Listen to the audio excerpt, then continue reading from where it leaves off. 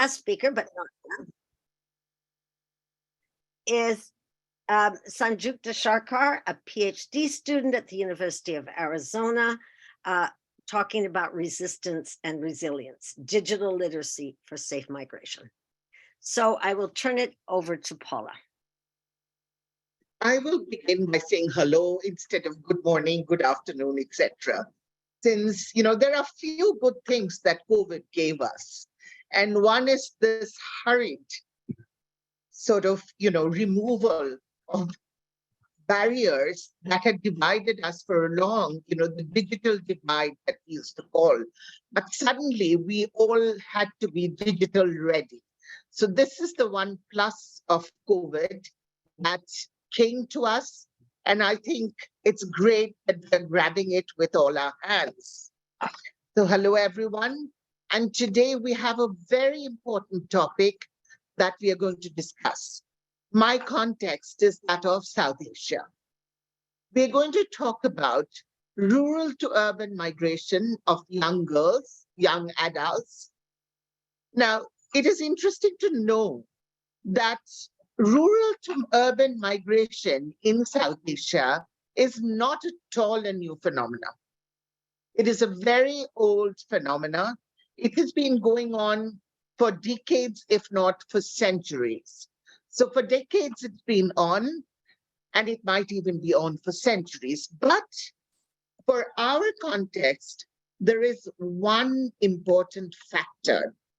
Before, in the context of the 1980s and 1990s, when women migrated, they were considered as dependents. So the largest number of women migrants, interstate migrants, were women married to migrant workers who went as families. But for our context, that picture is changing. It is changing because now, due to COVID, a lot of older men are finding it difficult to migrate. Remember the experience when people, migrant workers, had to work and then walk for hundreds of miles trying to reach their homes. So today, older men find it as a factor which is affecting their decisions to migrate negatively. Now, instead of older men, we see young adult girls migrating anywhere between the ages of 17 to 22.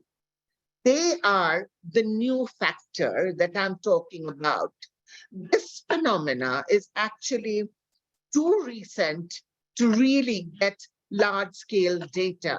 So my data is dependent on first-hand observation and discussion through micro and macro level studies on female migration. These women are largely single women. Now, the interesting thing about these women, and I'm sure some of the speakers will talk about it, is not so much as a push factor, but rather a pull factor. Now, rural to urban migration has been happening for a number of causes, including environmental changes and climate changes. But today, what we see is added to this, the spirit of young girls who want to migrate, who feel that they want to migrate. Now, one of the reasons may be because that when they were at home, they did not have too much cash in hand. And this is true of most women in India. Women who worked in rural areas, or work in rural areas, work in family businesses, do not get cash in their hands. So then they have this urge to migrate so that they can get into jobs where they will have cash in their hands. So the reality is these young adult girls are migrating, whether their families want it or not. Most often their families want it primarily because they are the social capital of the families. So the families hope to gain. Now we have to understand that in terms of remittances, it is known world over, even ILO recognizes it, that women send more remittances than men. Women send much more remittances than men. So even though the number of women migrants are still less than male migrants, their percentage of remittances is equal. So that is why families do not mind girls migrating. And for some reason now, I will get into some of the reasons, girls also do not mind migrating. One reason for girls to be seeking to migrate is that over the last 1 decade in India, we have noticed that there is this concerted effort to send girl children to school. Now, the number of girl children to school, you know, we have seen a number of research in that. Manavi Mojumdar's research shows, that is done through the Protiji Trust, that shows that the number of girls educated or girls in school is exactly or equal to that of young boys. So this higher education for girls, school education for girls, give them more exposure. And probably that is one of the reasons that makes them keen to migrate. Also, in their homes and in their areas where they live, they feel that their status is inferior. When within the shackles of the family, they feel a lot of negative influence back. So sometimes some of them are keen to leave their family and go outside to work. The third factor is the motivation of cash. And with the cash, some of the first things that these girls buy, and this is from my experience through interviews where girls have gone in as domestic workers, some of the first things that the girls want to buy are gizmos like mobile phones. These are considered as markers of progress. So the girls tend to use these mechanisms, which are also related to connectivity. A lot of the girls, when they're going or migrating, they might not be migration ready. They might not even know what the pitfalls are, but they do know that they want cash in hand. So if the girls are migrating, and if the best thing is to sensitize them, I think that is the need of the hour. There's no point in telling these girls, don't migrate, because of the negativities. Now, there might be a lot of challenges for these young girls.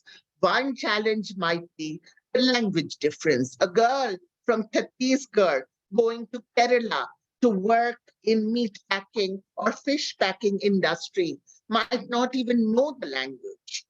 So, there are all these barriers, all these negativities for these girls, but their spirit is high. They want to migrate. They want to face those challenges.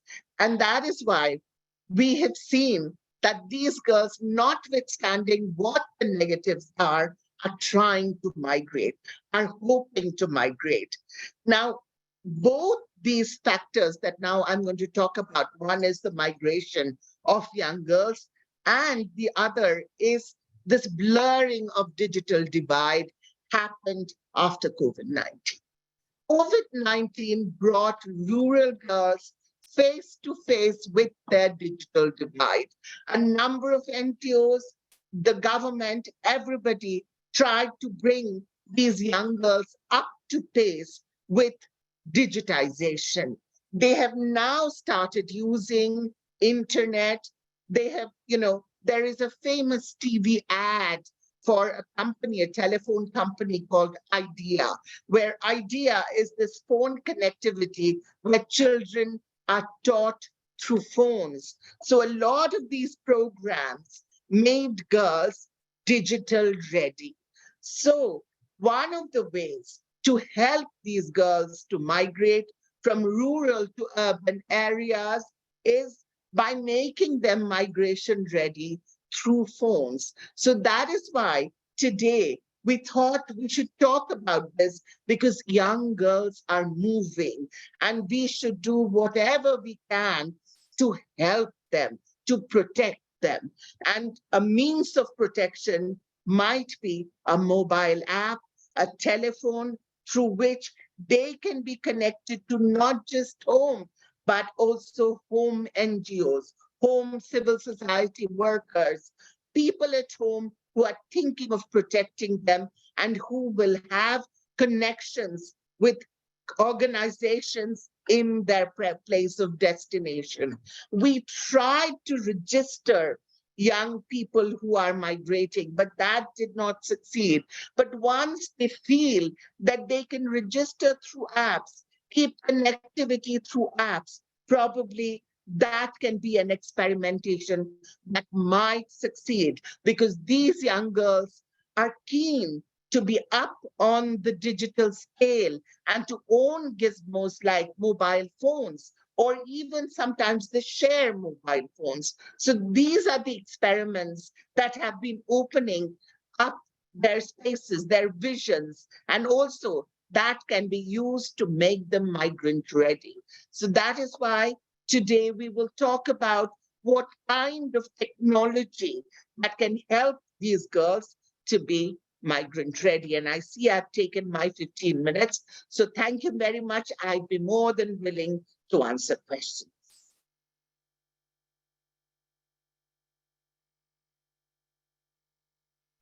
So over to you, Jerry. Thank you very much, Paula, and for that wonderful introduction. All right, so now our second speaker is Baitali Ganguly, who has probably very recent experience of, she just sent me a number of notes about girls and cell phones. So now over to Baitali. Yeah, hello everyone. Actually, is it becoming any problem in networking something? Just do you hear me properly? Okay, great. Actually, We can hear you. Yeah, that. I'm just presenting here some of the case studies rather. In India, the eastern part of India, the Jharkhand and West Bengal, and I'm just telling the cases in three specific areas, three specific districts. And those are the districts. One is the this close tea garden place, this Alipurduar, and all the labor force is the women there. Mostly the 85% is women labor force. That means our basically we're working the adolescent girls for the girl, what the daughter of those women labor force. And the other is the Murshidabad, is a minority dominated place, a Muslim community is there. The women there, their mothers, the adolescent girls' mothers are there, either to do the tobacco rolling or the homemaker. And third one is the Jharkhand. There's a tribal place. It's a forest Jharkhand. It's the forest tribal people. And many of them just worked in Delhi and other places as the domestic help. And some commonalities are there, three places. The out migration is common to all these places. So the others are the backwardness and the obviously the domestic violence. So I just want to start it with the statistics. 2,250 girls were migrated from 10 closed tea gardens of Alipurduar in 2019. This is the data by State Commission for Child Rights of West Bengal. So, and this situation worsened just after COVID, and many of them are missing. The father of a missing daughter just lamented before the chairperson of Women's Commission that our girls are going outside to earn money, seeing the economic hardship of our families. But many of them are not returning back. Some are died there, and we, the family members, hardly got any connection with them. So we see what we see, the COVID-19 is not, the COVID pandemic is much more beyond the health crisis. It's not only the health crisis. Actually, here, the socio-economic problem heightens the crisis, and three major areas we have identified. One is the major aspects is loss of jobs and unemployment, leading the increase of anxiety, disruption in education, leading to increase in child marriage, and girls are forced to going out for earning. And those are all undocumented and unsafe. So the unsafe migration is another problem. Another problem we have found that the phenomenal increase is not a problem, it's a different observation. The phenomenal increase in mobile use without knowing the cyber safety or a very limited knowledge on cyber safety. So in this background, Jabala started the digital literacy program for these resource poor and just poverty-stricken girls, with an aim to create an impact in the area of digital capacity building, increase access to digital tools, having better knowledge and empowerment to make informed choices to make the girls' own life better. I must say about the hurdles. The hurdles mainly are the availability, accessibility, and affordability of devices and the network. As most of the places we are referring to, we are working there, many of the places has no electricity, and even electricity is there, disruption of electricity is a regular feature. So, and apart from that, what we find that availability, if we consider that, we found that the patriarchy decides that it's the male member of the family who will be the owner of the device, and that cannot be considered as a family asset, as a shared one. So it's the father or the brother is the owner of that mobile phone. The third one is what we found, that the community and the parental agreement is there that the girls should not use mobile phone. They're very much against that, because that may increase the romantic relationship, that may increase that elopement. So that's another problem we face there. And the older generation generally never considered the mobile is a good thing. Rather, they consider that mobile is a very dangerous thing for the girls. Girls cannot be controlled with that. Girls can use the dresses of their choice. Girls can mix with the boys at their own will. So they should be controlled if they are not, if they are just control their mobile use. That's the normal concept, the area conception. So with this focus, we have started this focus with the safe mobility, lifestyle, and the cyber safety.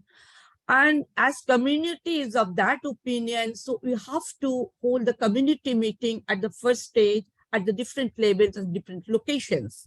And while organizing the activities or designing the activity, we have strategized the program like involving the local school authority and panchayat, that is the local self-government, that's the local administration, and the local self-help women's group. Those are the strategy we have adopted. Then we got some space over there, and the strategy and activity we have decided at the initial stage that we created some digital shakhis. The shakhi in vernacular, that's in English called friend. That's creating a group of digital friends who will facilitate to access the citizen-centric government scheme, and they will help the other people also to get that one. So that is under safe usage of phones, managing the social media, and the prevention of social bullying and social crime, the cyber crimes. and how to access the police station, how to access the video, how to access the district authority, the higher authorities, the community people will get those services also with the help of this digital showcase. The next stage is digital showcase also provided with financial training, the how to use the different apps like Google Pay, the mobile wallet, and the banking service from their phone, that is mobile device. That's another thing. So along with this, after assessing the situation, we started the smartphone booth. Smartphone booths are equipped with smartphone, mobile phone, and the internet facilities. And those have been run by this internet digital friends, that internet shakis, the digital shakis, what we locally known as shakis. And there they got that is mainly meant for the girls who don't have the phone. They can borrow from that. They can borrow the phone from that booth, and they can have the knowledge from knowledge on the hospitals, nearby hospitals, or the railway station. And the migrants also come here, come to those places to get the information on destination, on the transit, and who are the person who can help them in the real crisis. So the migrants also get the help, and we keep the attention for the on the education barrier, because most of the participants were very poor literate, very poor literacy, semi-literate or new literate. So keeping in mind that they are the first time internet user, we just do it very minimal one, the basic one. First we started with switch on and switch off the mobile phone. Then we use the voice hacks and that video clips. And the major challenges there, even after that, challenges are the technical defects and the glitches of the devices, and moreover, the tedious procedure to delay in the servicing, because it's a very far off place from the main places, and there is no transport, especially in Jharkhand and in Alipurduar tea gardens. And illiteracy and lack of awareness among the community people, there was a suspicion that the program may damage their community. So we have to keep that in our mind on a regular basis. But even after that, we had a very good progress, if not the dramatic, but this progress is really significant. The situation is changing as more girls are attending the digital classes. The program has so far reached 3,500 girls, and 31 digital shakis, digital friends, now imparting training to other girls. And girls are attending webinar, Zoom meeting, more aware of safety, cyber safety, and they are using their own Facebook and YouTube. They are uploading their videos, and they're creating the videos in their vernacular, and they use the voice track. So it's a video, voice track, and vernacular. Create a totally innovative situation and innovative scenario. So, and there is a group right now, the girls group, who are advocating safe migration and campaigning in the area that no girl should sit idle in the house, whether she is a child marriage victim or she is a dropout girl. Everybody should learn the digital technique. Everybody should now learn how to use the mobile phones. So, and they are ready to go out of their homes because they don't want to continue their mother's life, that they don't want to continue plucking leaves in the tea garden or rolling tobacco or work as a domestic help. 3 of them now in Bangalore and doing the nursing course. One is doing pursuing the graduation in Delhi University, and 4 are in Siliguri doing the studying in ITI. So they are already left their place for higher education. And that is a girls group of 9 girls who are learned the non-traditional livelihood training on the house painting, and they are in the list of Asian paints. So they have started their own business as a non-traditional livelihood practitioner, and they are not in their own place. They are already left their own native place. So what I just want to end with the girls message. As girls heard that I'm here to share their voice, to share their views. All of them, 9 of them, send me some messages. If you can just tell them our story. So I just read out one of them. I just translated. It was in Hindi, but I just translated this in English. I just want to read out. I don't know whether she's seeing this or not, but she's Rehena from Alipurduar. I was fascinated after attending one of the computers literacy training camp of Jabala. It gave me the taste of different world, which was unheard and unthinkable for me.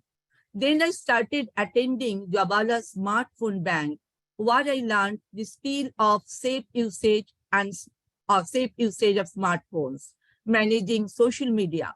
I have attended webinar and other Zoom meetings on trafficking prevention, safe mobility, violence against girls, and that made me more aware and confident. Now I know physical distance is nothing, and I can communicate with any people who are in different parts of the world. So let's be digital. All of them are ready to leave their place, ready for safe migration. It's our responsibility to just create some good apps for the safe migration and breaking all the barriers for these girls. Thank you. And I'm ready to answer any question at the end. Thank you, Baitali. We'll have all the questions at the end. And thank you for your that wonderful message you end with about a young girl saying, okay, you've given me a taste of a different world. We are now going to turn to Africa, and we're going to turn to Nigeria and listen to Gozie talk about her experiences. So I'll turn it over to you, Gozie.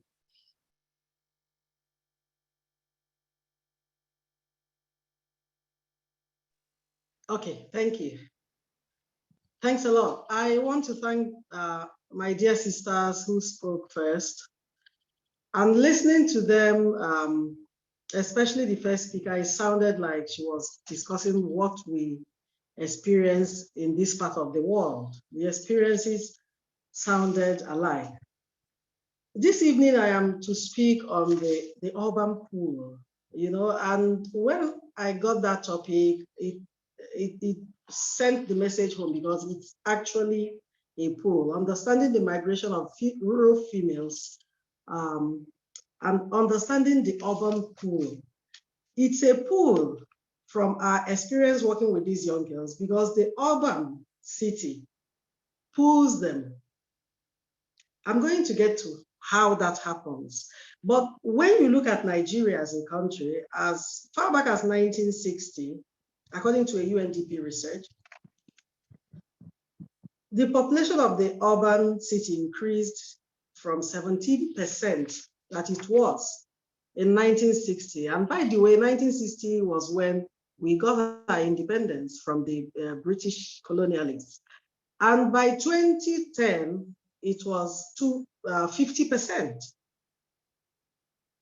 And there's an anticipation that by 2050, it will be 70%. And you ask the question, why? Why? Now, when you think about the different dimensions or perspectives of migration from our experience, and by the way, apart from secondary sources, we've worked with female children of widows who migrate from the rural communities to the cities as soon as their fathers are buried. Now, why do they do this? Number one, you think about the economic reason. You know, when you think about the phenomenon and you ask them, why do you want to leave the community? They talk about better employment, they talk about better pay, because most of them in the city, all in the rural community, all they do is fishing, farming, you know, those basic things that are done in the rural communities. And most times it's subsistence farming. And even when they sell, is for little or nothing. And of course, they don't own the farms. At times, even with the deaths of their fathers, their mothers are disinherited and dispossessed and evicted from the use of those farms. And when this happens, of course, the young girls are also affected because, of course, there won't be anywhere to any land to farm on. And so when you think about the economic, you think about the social, there's this belief that there's a better value and that a young girl has a higher worth when she lives in the city. And when you think about the payment of bride price is the money that is exchanged in most countries in Africa. In my culture, when I got married, my husband paid a bride price to my family. And so if you live in the rural area, it's believed and widely believed that your worth in bride price will be less. But living in the city places a higher value. And now you think about the cultural perspective to migration in the society where I live. You think about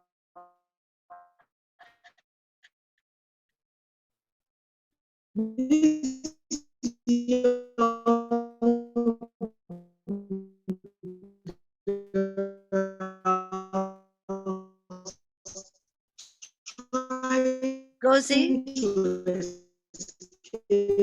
From Okay. patriarchal beliefs that at times disenfranchises the female child. And so they want to get to the city and now bring in the, and when you think about it as, you know, the best thing that can happen to anybody, they give you, yes, please. Can you hear me?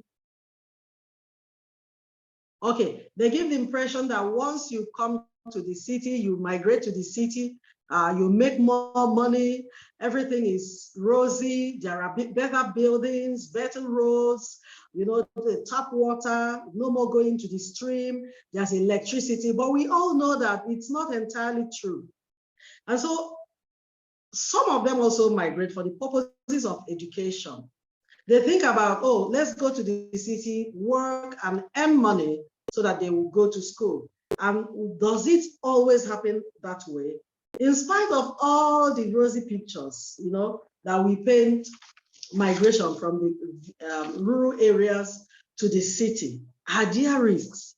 In the course of our work in the past 15 years, we have been in contact with young women, young daughters of widows, and at times widowers who left their widowed parent in the village to get to the city to make money. Why? So that their parents could be taken care of. Even the ones that both parents are alive. And so when I meet people or I'm in a meeting or in a discussion over here and people are talking about stopping migration from rural, it's not possible because you have to deal with the root cause. Now in Nigeria, is our government effective enough to deal with the root cause? No. Even in the city, as I speak to you right now, in the past 24 hours, we have had electricity supply for 7 hours. And right now, there's no electricity supply. I have to power the generator in the city, in the capital of the Eastern region. Now, imagine what it's like in communities, in rural areas. And so when you ask them to stop migrating, what is the alternative? What is the alternative? Now, let me talk about the risks, and then I'll talk about some of our intervention. When you think about these risks, you know, like the earlier speakers said, they won't listen to you. The girls don't listen. When you go on outreaches and missions and you say to them, no, don't come to the city, there's kidnapping. And they tell you, yeah, have they kidnapped you? If you are still living there, I can also survive. The purpose and their mission is to come over to the city and make money. And now, are there risks? Yes, the major risk. Now I'm going to speak from our experience working with these young girls. The major risks are exploitation and abuse, you know, sexual exploitation, human trafficking, forced labor, underpaid wages. Because when the city dwellers are aware that they are coming from the rural area, some of these things happen.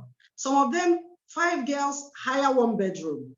I have visited such a neighborhood, a slum neighborhood, where the 5 girls in 1 bedroom, no mattress, sleeping on the mat on the floor. And in the morning, when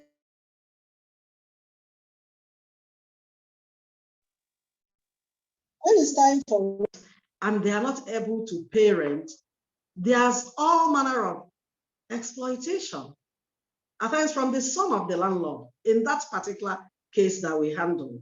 Now, what about economic insecurity? They struggle to find paid employment. You know, they paint that rosy picture. Once you come to the city, you get a job. And then they come to the city without skills. The only skill they have is the skill to farm. And nobody is looking for a farmer in the city. And even when they have the skills to cook, in the city is different from the local meals that are prepared there.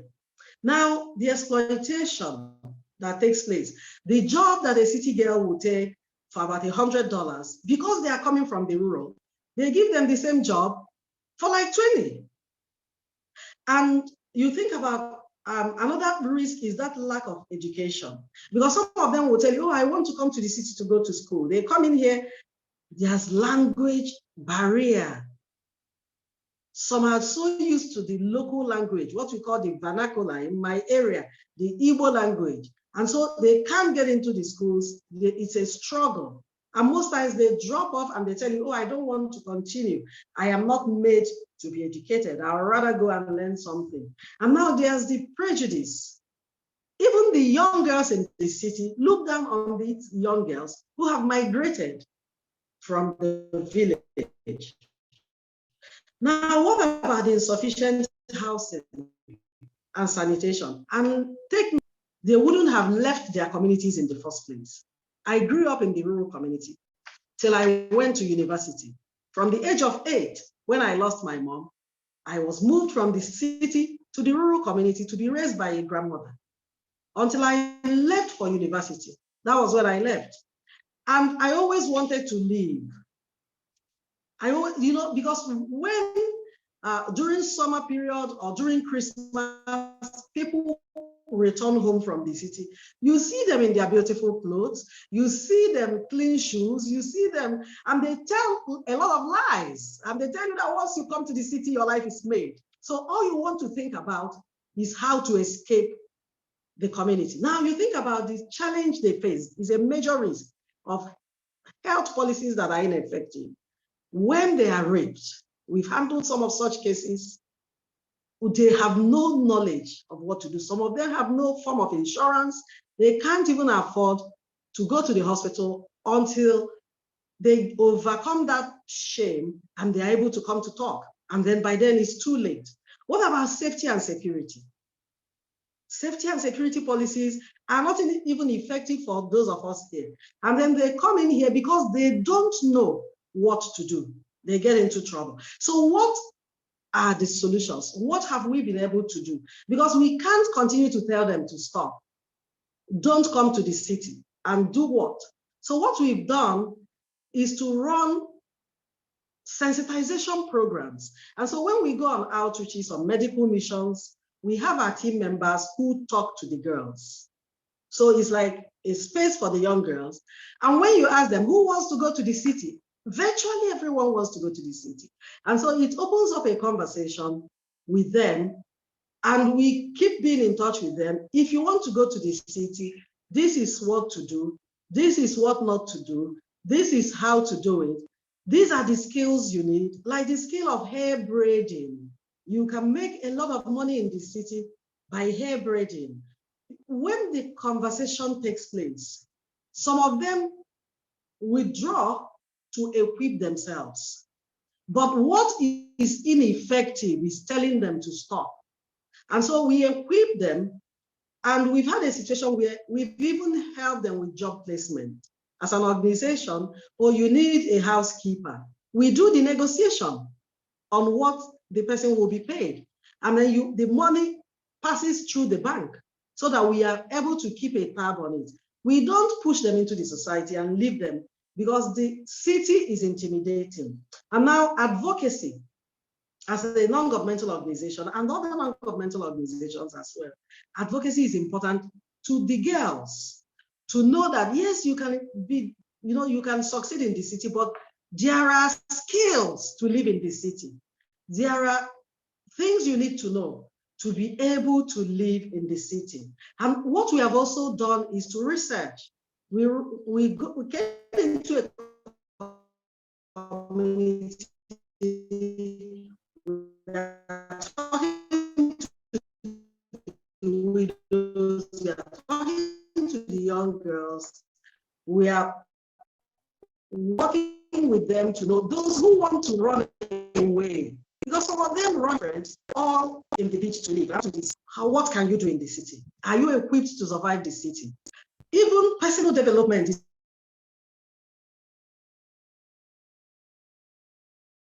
Gozie? a form of capacity building. Working capacity is a form of capacity building. And from the work we have done, the young girls that came through us got job placement, went to school, got that training, volunteered with our organization. We have one now who resumed that work on Monday, who is not conversant with the city, but because she's being mentored, it's not going to be a major challenge. In the city, in the village, you can move around 7 p.m., 8 p.m., because it's a communal living. If you do it in certain neighborhoods in the city, you might get raped. So basic knowledge like this are what they need to be equipped with. And so when we think about migration from rural to the urban, the solution is not to bring a stop to it. The solution is not to stop them from coming out. For them to stop coming, it means that we have to replicate what is in the city for them. And the government we have here is not able to do that. And I doubt if there's any government in any part of the world who can do such replication. And so because it's influenced by social, economic, and cultural variables, there is need for them to be addressed, and in practical terms. Do we stop them from coming? No. Have some of them succeeded by leaving the rural areas? Yes. Have some also lost their lives? Yes. Have some failed and returned back to the rural communities? Yes. And have some succeeded? Yes. And so the best thing is to find the best practices. And I am interested in the digital literacy aspect. Find the best practices and mentor them, work with them until they're able to be by themselves. And then they help other young girls to also join them in the city, and they pass on what we've been able to teach them. That way, it makes our job a lot easier. Thank you so much for listening, and I'm available for any questions. Thank you. Thank you so much, Gozie, for the details that you have given us. We really appreciate that. Okay, our next speaker, last speaker, is Sanjukta Sarkar, and she's going to talk about the digital literacy for safe migration. So I'll turn it over to her. Again, if you could put your questions in the chat. We have more than another half hour after Sanjukta speaks, we'll turn to questions. Thank you, Jerry. And thank you to all the speakers and all the expert speakers, rather, who came before me. I am going to be talking about remittance and banking and the issue of whether to migrate. Sanjukta, can you be a little louder? Am I audible? Is it better now? Okay. Yes, slightly. Okay.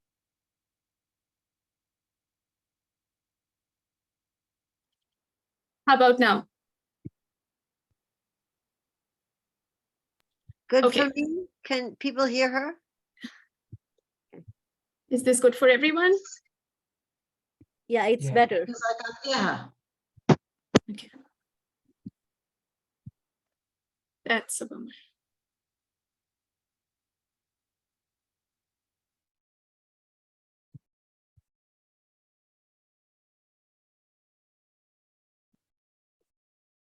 Okay, so this is my presentation titled Resistance and Resilience, Digital Literacy for Safe Migration. And the hours of research that I've had to put on this. So I just hope that you're able to take something from here and there's movement. Here are my multiple subjectivities, and these subjectivities frame my positionality. So before I became an activist researcher, I was a teacher researcher, and I was a youth activist back in India, working as a public speaking teacher at my alma mater. And I have also worked with storytelling as a tool with survivors of gender-based violence and human trafficking. And I've also worked with underfunded grassroots communities, and I bring that into the space today. So my agenda is to talk about the background on resistance, set up a framework, looking at the models of what's out there in terms of digital literacy, and then think about recommendations, which are essentially work in progress. Borrowing from departures, because these definitions of homes can be adopted and can be said, the same can be said of internal displacement as well. So I invite all of us today to rethink the concept of home and safe space as we envision creating a digital home and digital safe space for those who need it. So thinking about resistance, resilience, and reclamation, it is important to understand that according to UN, more than 59 million people were internally displaced in 2021 alone due to poverty, political violence, environmental disaster, lack of employment. But then I would like to take an asset-based approach here and draw this counter narrative, thinking about the illusion, or is it really access to better pay and employment, or is it the illusion of the same? These are people that are resisting their realities. They are resilient enough to be able to do it. For those of us who have migrated or immigrated, we understand the challenges of uprooting our lives and starting in a new place, and then reclaiming this reality because we want to change our realities, right? So there are apparently 750 million internal migrants as of today, who are fighting forces of exploitation, threats, violence, coercion, deception, and or abuse of power. And these are people who are resilient enough to be authoring their own stories, journeys, reclaiming their own narratives. And today, we stand in solidarity as we think about the potential of digital resources and as we co-create digital spaces with these apparently or seemingly invisible digital citizens. And because I'm primarily looking at India, almost half the migrant population in India, according to some data. So keeping these things in mind, I'm going to set up our models. So where am I getting my data from? So I looked at the MyGap created by the International Organization for Migration. It's been around since 18th December 2017. They tried to engage with migrants using mobile technology, using reliable information. They had access, or they tried to create assistance to migration. We were thinking about low-cost money transfer and information. And these are the features that they primarily focused on. What I really liked were the safe storage and money transfer attributes, because sometimes we don't know which apps to use, which services to use, which would be cheaper. So MyGap is, helping people do that. They can, because it's important to record and share these stories. So they have this space for storytelling as well. I'm a Migrant does that. They are telling us about visa requirements, about information. So just essentially helping us make informed decisions. This is what the app looks like. They also have health services. However, it's a little underwhelming because they don't yet have centers everywhere in the world. And so is the language service. It's a little Eurocentric, but I'm sure they're working on that. Here's another model from the Southeast. So around South Asia. So here's Bangladesh working to combat really risky migration between Bangladesh and the Gulf. And this has been around since 2020. And this will essentially, when we are thinking about unlicensed recruitment brokers and agents, so this app tried to combat that. These are the features. I really liked how they were giving you data on jobs and skills in highest demand, so you can make informed decisions. They have a migrant checklist as well, making sure that you have all your documents in place. And they are also helping you create digital evidence trail, because not very few people would have formal employment contract. They have budget calculators, same as the previous one we saw.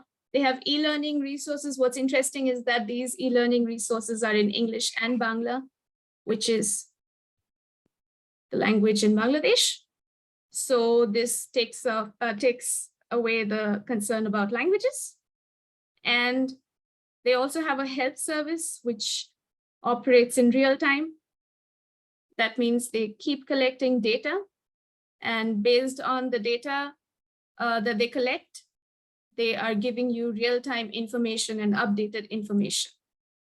And then here are 3 apps that sort of return agency to domestic workers, because these are Latin American domestic workers who have built these apps to fight for their own rights. We have Dignus or Dignity from Mexico, where they basically have these calculators to calculate their bonus, therefore, protecting themselves from unfair pay. There is this app from Brazil. And what's interesting about this app is that they provide a safe space for social networking. And then there's Aliadas or Allies from Colombia, where they are constantly trying to show you the current regulations, which are always changing, and also connect you with entities that fight for labor rights, among other things. Today, as I think about and I brainstorm with all of you, it's important to set up our framework. So the United Nations Capital Development Fund developed these 3 archetypes based on their willingness to adopt digital literacy.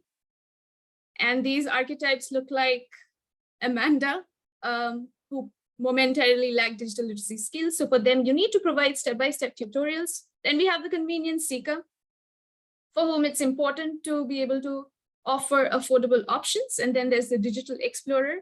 And these are what my students mostly look like, who need to be included in the creation and testing process.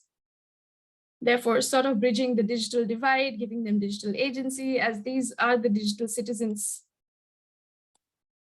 And here is my take. This is a skeletal structure, a work in progress, a blueprint that NGOs may adopt, especially ones that are working with students, because you can create this with students, thereby engaging them in the conversation.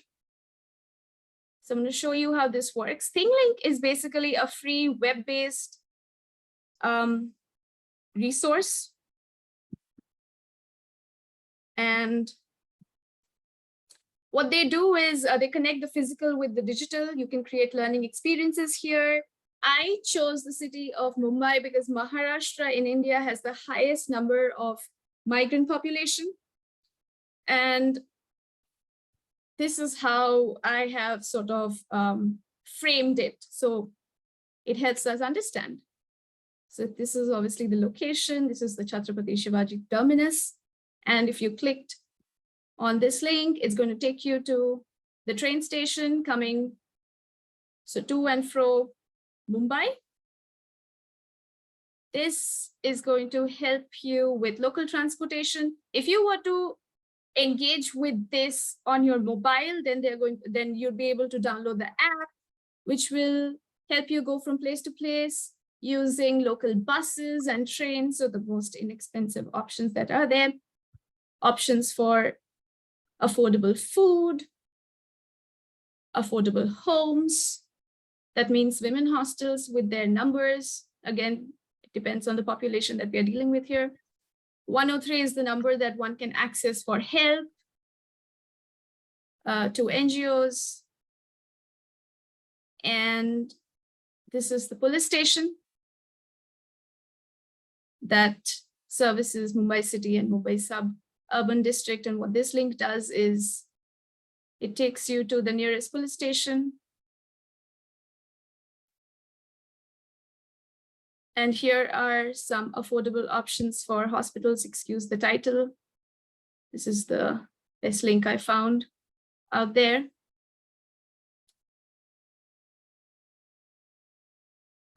It's taking some time to load. Oh, okay, here it is. So the reason I selected this link, so you have to be intentional with the resources that you choose, because today in the world of information saturation, there's a lot out there and it's difficult to find really helpful resources. So the beauty of this link is that it's going to take you from exactly where you are to the location that you need to go, and not just necessarily giving you the address, other than telling you what the hospital, these are all government hospitals, so mostly free of cost. All of these hospitals are specializing in, for example, Wadia Hospital is looking at women's health.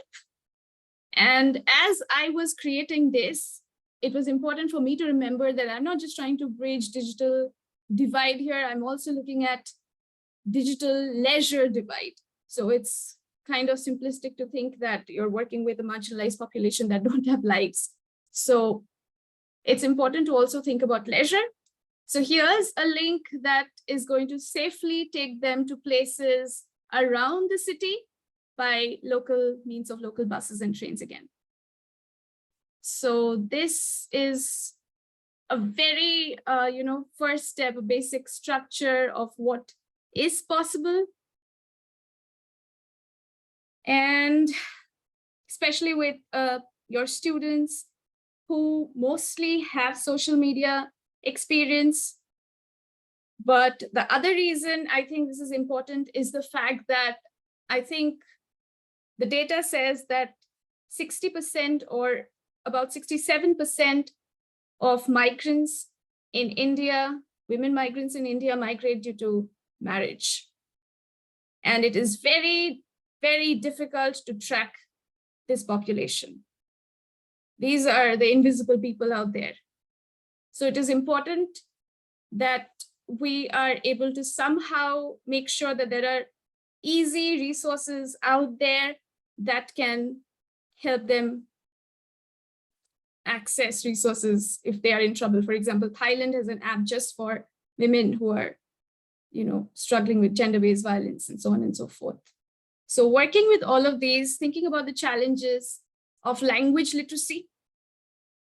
So we have to ensure that we are working with the local languages in the places that we are working with. Digital literacy. So for that, we need tutorial videos because it's going to be simplistic and sort of elitist to assume that everybody has these two literacies. So we need to know where to start. Access is an important issue, access to technologies like phones, access to the internet, which again, data availability is increasingly becoming less of a problem due to the availability of public Wi-Fi, but data privacy remains an issue, especially for women, and that's been talked about already. The issue of invisibility, it was very challenging and time consuming to even find the links that I found because of the amount of information out there, but very few, that are really targeted towards the population that we are trying to work with. It's important that we are able to update information constantly because all of that keeps changing.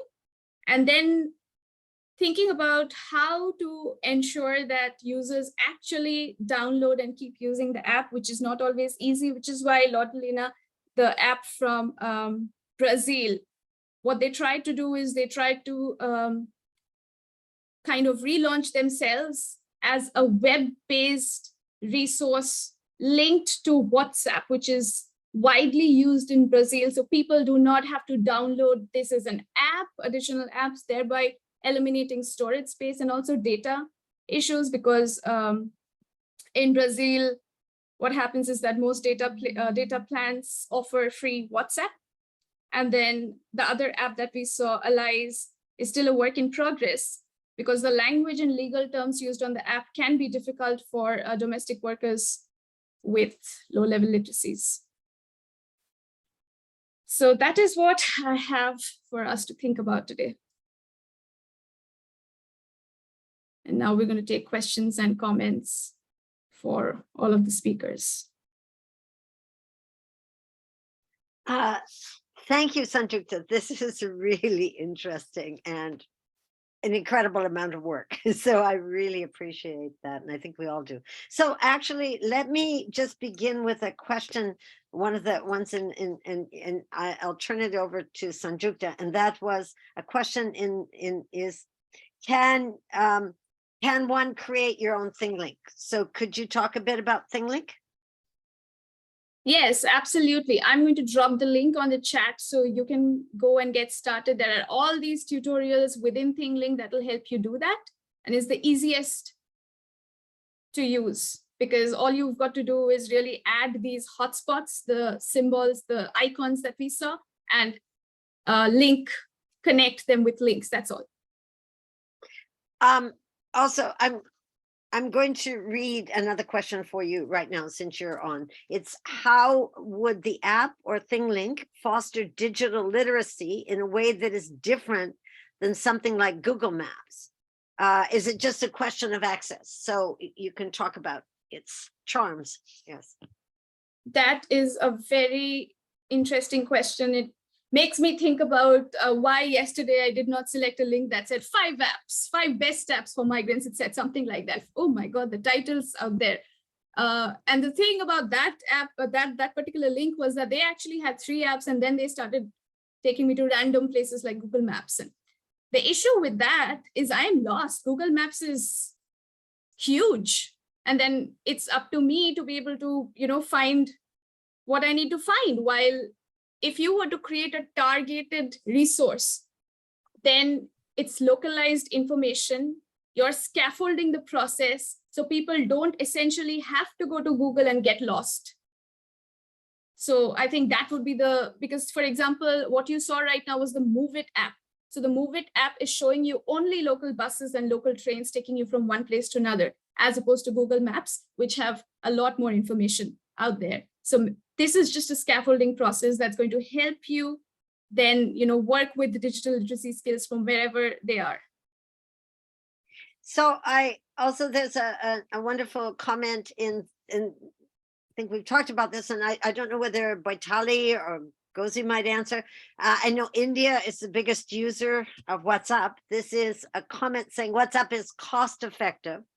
And there's loads of possibilities, sending videos, audios, music, photos, documents. It's user-friendly and it's easy to use. It allows all categories to connect, and someone who doesn't know how to write can use the audio part about it. I don't know, I was thinking, Baitali, could you talk about, do your young women in Jabala use WhatsApp? Yeah, they use WhatsApp. They're fond of using WhatsApp. And now I told in my deliveries also that they're using the voice acts and in their vernacular. And there are many apps right now in vernacular, and they use those, and they use the voice clips, they use the video, and they love to do that because they need not go through the books. And it's really very useful. They use WhatsApp, they use other apps also. The Instagram also, they're fond of Instagram nowadays. Yes, thank you. And there was a question. And Jerry, I want to mention another thing. And many of the girls have their own YouTube channel. The girls they created their own YouTube channels also. Paula's got her hand up, and actually I thought Paula there were some questions here about discussing not just the push factors as well as the pull. So Paula, do you want to go ahead? Yes. Yeah, I was just saying that, there is a lot out there in the internet, but what is important is that to work with people who are, migrating, or people who are working on migration, because migrants it's a multi-layered process. Not all migrants have the same kind of, needs. So when Sanjukta was talking about thinking, what is good is you can create, these sort of apps for particular groups. It is user-friendly for particular groups. Now, she said that 67% of women are migrating through marriage. This was 91% in 1984. Today, it's 67%. So the demography is shifting. And apps have to address this shifting demography as well, because young migrants, young adult women do not have the same needs as middle-aged married women. Right. Their needs are different, both for work as well as for recreation. So, I saw a question here about increased digital, how better it serves the purposes. Now, the thing is, more and more, the need of the hour is to target groups and work on it. But this targeting is also done by negative forces. So, digital protection is also an issue that needs to be addressed, because a lot of young women can get apps which might not be very safe to use. So, to design an app, it is important to look at the question of migration, to look at the question of safety, to understand that there are a lot of intersectionalities that need to be addressed, and to be mindful of the demography that we are working on. And that is what, the need of the hour is, to design apps that would target certain groups. Now, one thing I have to mention here is that apps are best if it doesn't cross international borders. Crossing international borders through apps is a dangerous process. So apps that are addressing this question, because Sanjukta showed about, the IOM app, which is a very famous app. Often migrants use it. That gives information about the migration process, and it's from IOM. So a very well-established agency. However, the important thing is not to go through apps that try to subvert the international border divide, because that creates a whole lot of other kinds of problems. So that is what I wanted to flag. Yes. Thank you, Paula. It's very important.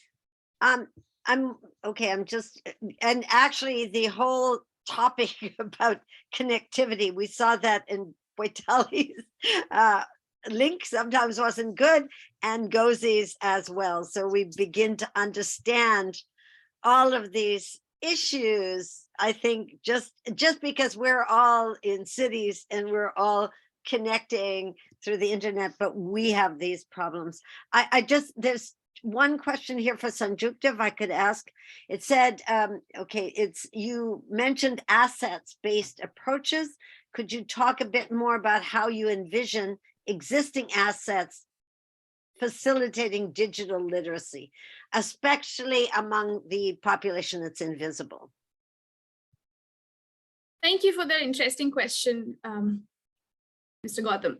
So here's the thing about assets-based approach that I was really relying on. The very fact that everybody is, trying to, if not already, using Facebook and Instagram and at least WhatsApp at the very least. So these are skills that people are already either, they already have these skills or they're trying to harbor these skills, right? So that skill can be used then to create these other experiences that are helpful and that help them make informed decisions and understand whether migrating is actually the right choice for them. So that's what I was really thinking about. Thank you. I was trying, Gozie, are you still able to get on? I think we may have lost Gozie. But I wondered, Baitali or Paula, if either of you, here. Gozie, Yeah. are you here? Oh, good. Okay. Yes, I'm here. I'm wondering if you could talk, there was a question here about the push factors. I mean, you've talked a great deal about the pull. You've talked a bit about the push factors, but right now, we think about safety issues. What all would make girls leave village and rural homes in Nigeria to migrate to the cities? What's pushing them out? What was pushing them out 5 years ago, 10 years ago in this locality has changed. Then it was just the economic factor, the desire to see the urban cities. Now we have the herders and the farmers clashes. Now we have a situation where people invade communities overnight and slaughter them. And when I say slaughter, I mean slaughter.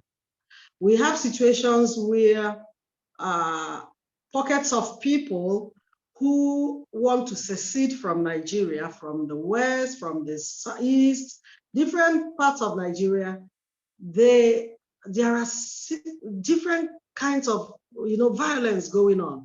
And so if a family that gave us access to a small community through which we were able to have an intervention program, told us that the only reason why they sent their two daughters to the city was for them to escape being taken by those murders as wives, because they invade schools, they kidnap the girls, make them wives, 15-year-olds, 14-year-olds. So what is going on now is different from what it was when I was growing up in the city. The push factors have changed a lot. Now there's a lot of insecurity.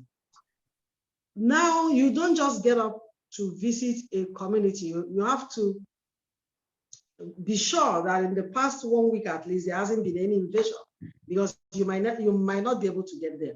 And that's where technology has been helpful for the girls who have access to phones. Some of them also have phones without any WhatsApp, the basic make calls, read messages kind of phones, but at least we're able to access them. So it's changing. And now it's more imminent that they leave the communities. For instance, in 2018, herdsmen from the north invaded a community and killed women, children, men. And out of the young girls that passed through us in 2018, 2019, 23 came from that just that one community, for same reason, for them to be safe, because they take them away and you don't get to see them. So the push factors are different depending on locality. In some other parts of Nigeria, there are different reasons, but this particular reason is the most common in the north, in the west, in the east, and in the south. Thank you. Baitali, would you like to add anything about push factors? Yeah, the push factors and the pull factors. Actually, I'm more. Actually, girls are the pushed by the pull factors. There are the push factors, the domestic violence is there. And what I feel, the control over sexuality in my area, what I told in my place, girls love to spend time with the boys. Girls are making friends, and they're making friends, and they want to spend time with their friends. And if they just hold the hand of her friend, that can be the auntie or the uncle or the neighbor, just booked that boy under the act of POCSO.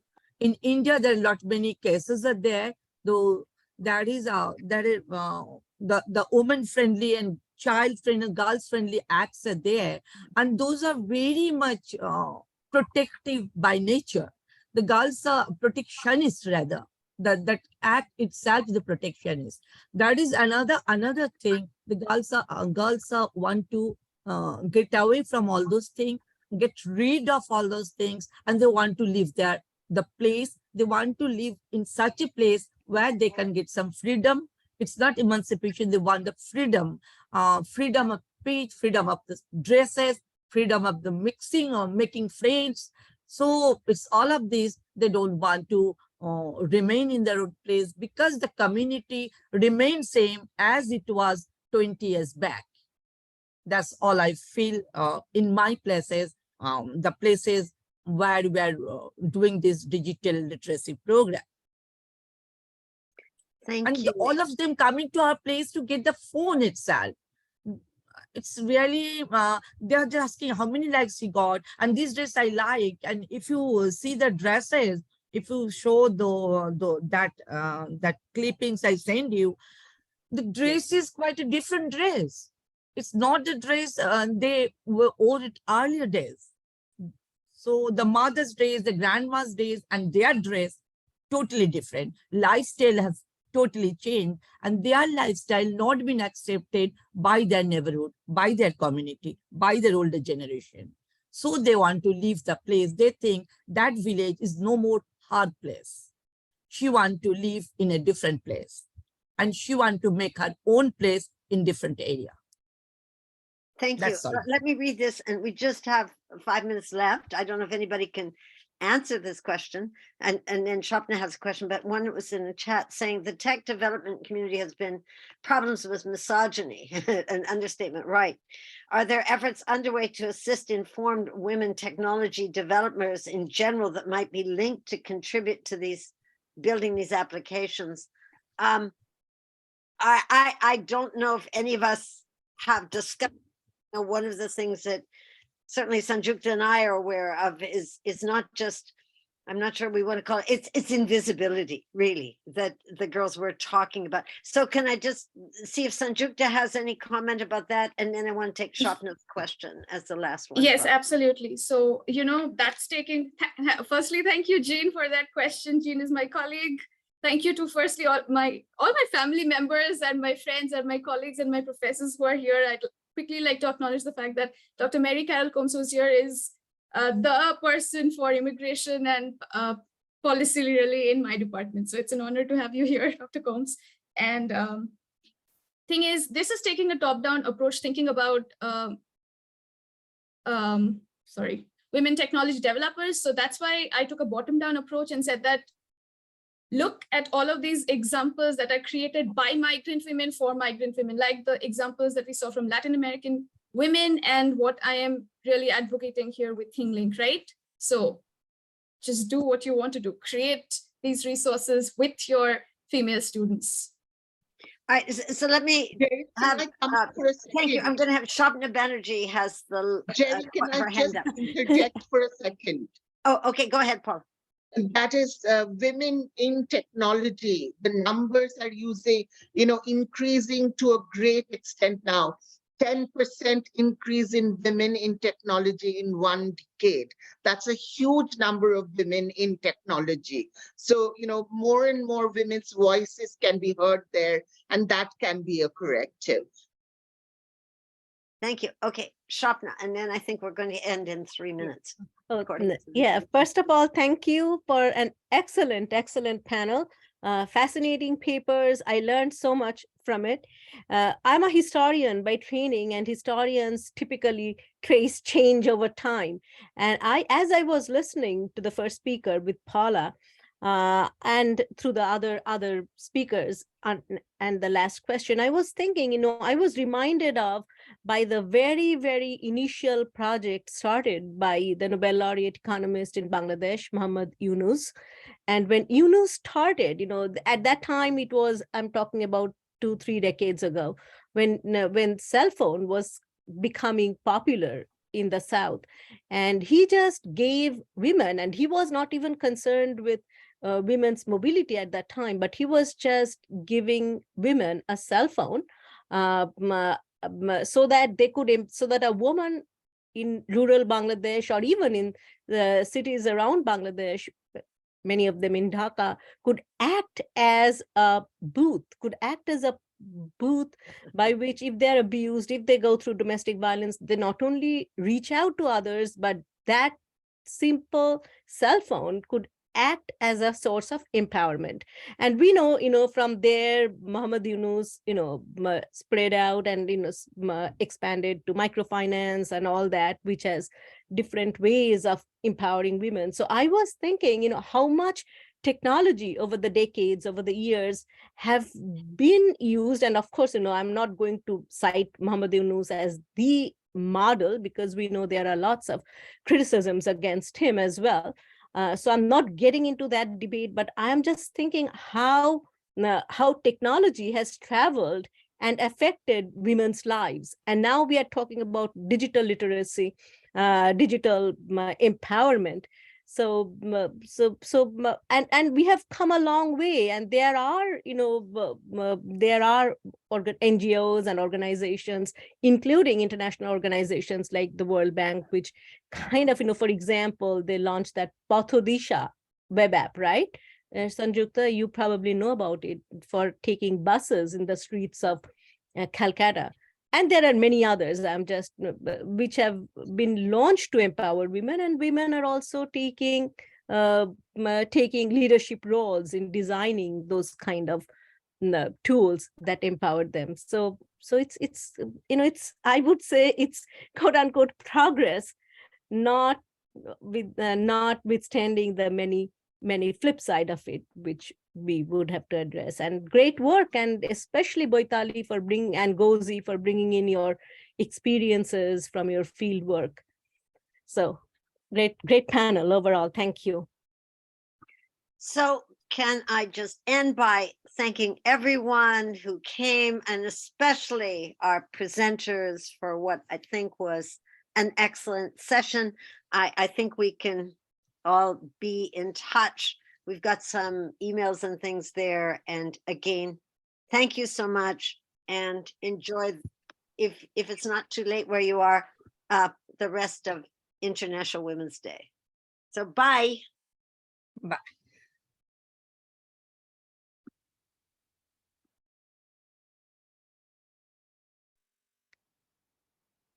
Shivashish, কি হলো রে?